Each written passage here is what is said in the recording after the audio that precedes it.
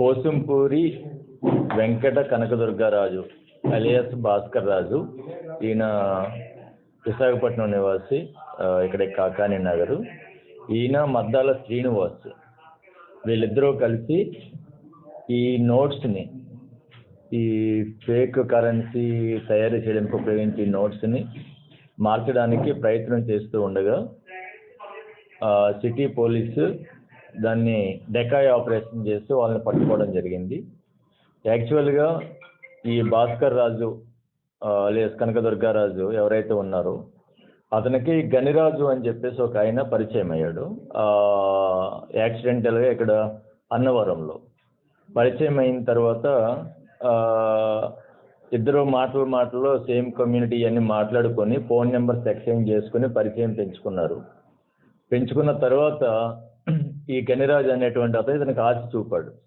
నా దగ్గర ఇటువంటి కరెన్సీ ఉంది, అది కానీ మనం ఏదైనా ఒక ఇటువంటి లిక్విడ్లో కానీ ముంచినట్లయితే అది ఒరిజినల్ నోట్స్ కింద మారిపోతుంది, అది చాలా మనకి లాభం వస్తుంది అని చెప్పేసి అతన్ని కన్విన్స్ చేయడంతో ఇద్దరూ కలిసి దీన్ని ఉపయోగించడానికి ప్రయత్నం చేశారు, ఈ ఫేక్ కరెన్సీని.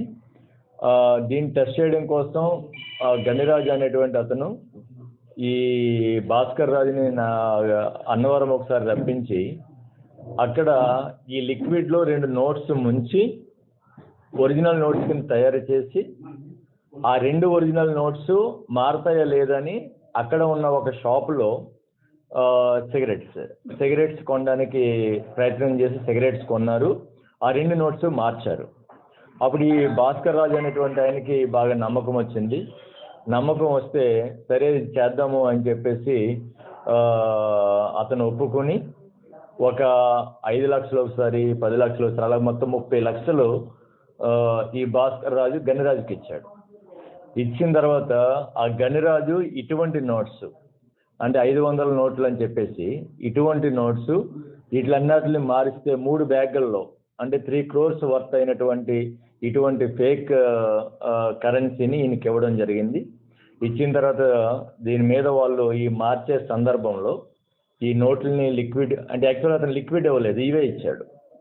ఈ లిక్విడ్ కోసం ప్రయత్నం చేస్తూ ఈ నోట్స్ని కరెన్సీ నోట్లుగా మార్చడానికి ప్రయత్నం చేసేటువంటి సందర్భంలో పోలీసులకు సమాచారం వచ్చి డెకాయ్ ఆపరేషన్ చేసి దీన్ని పట్టుకోవడం జరిగింది. పట్టుకొని వీళ్ళ దగ్గర నుంచి ఒక 3 సెల్ ఫోన్లు, ఒక హోండా సిటీ కారు, ఒక 50 లక్షల రూపాయల నగదు, నెక్స్ట్ 3 బ్యాగుల్లో లగేజ్ బ్యాగుల్లో ఉన్నటువంటి ఈ నోట్లని, ఈ లిక్విడ్ని స్వాధీనపరచుకోవడం జరిగింది. వీళ్ళ మీద IPC 489 ఫేక్ కరెన్సీకి సంబంధించినటువంటి సెక్షన్ కింద కేసు నమోదు చేయడం జరిగింది. ఇది చాలా లోతైనటువంటి కేసు, ఎందుకంటే ఇవన్నీ తయారు చేయాలంటే చాలా టెక్నాలజీ అవసరం, మెషినరీ అవసరము. దీంట్లో చాలామంది మనుషులు ఇన్వాల్వ్ అయి ఉంటారు. సైంటిఫిక్గా ఇన్వెస్టిగేషన్ చేయడం జరుగుతుంది.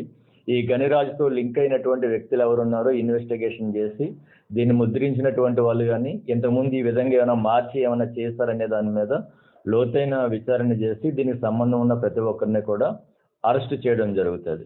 అదేవిధంగా ఈ సందర్భంగా సిటీలో ఉన్నటువంటి బ్యాంక్స్కి కానీ, షాప్స్కి కానీ, ఇటువంటి కమర్షియల్ ఎస్టాబ్లిష్మెంట్స్ ఏవైతే ఉన్నాయో వాళ్ళందరికీ రిక్వెస్ట్ ఏంటంటే ఇటువంటి నోట్స్ ఇంకా ఒకవేళ ఏమైనా మార్చి 500 నోట్స్ని ఫేక్ కరెన్సీని ఉపయోగిస్తున్నారేమో వాళ్ళు చాలా జాగ్రత్తగా ఉండాలి.